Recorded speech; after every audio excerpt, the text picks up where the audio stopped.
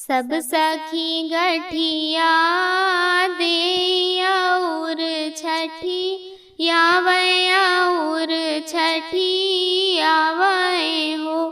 सखिया पोखरा पे ठाणी झिनिया तरुदना पा सारे तरुदना पा सारे हो। पोखरा से निकरी है छठी माई बांझिन से पूछे तो बांझिन से पूछे हो। बांझिन कौना संकट तोहरा जियरा तो हमरे बिना रोयू तो हमरे बिना रोईव हो।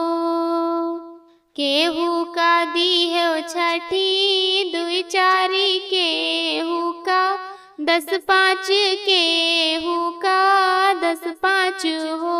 मैया हमारा कोख जुड़ावो हमहु छठी आउब हमहु छठी आउब हो। जाओ ना बांझिन उहे बाग जहाँ बसे माहुल जहाँ बसे माहुल हो। बांझिन नहीं से रुदन पसारो होरिल तुमरे होई है होरिल तुमरे होई है हो।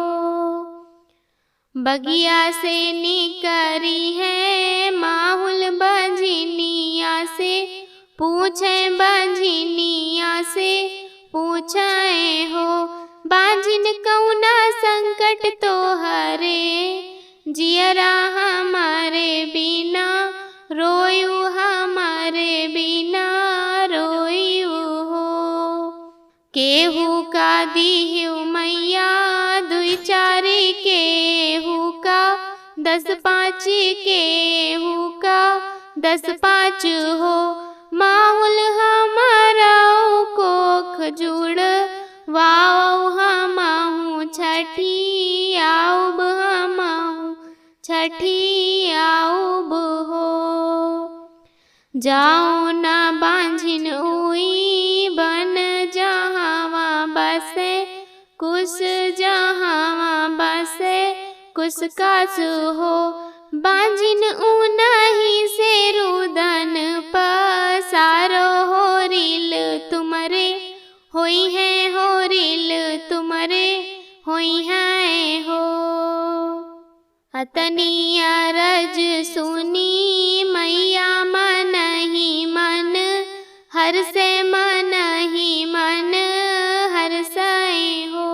बेटी जाऊन मंगन तुम मांगो उहाए हम देबै उहाए हम देबै हो।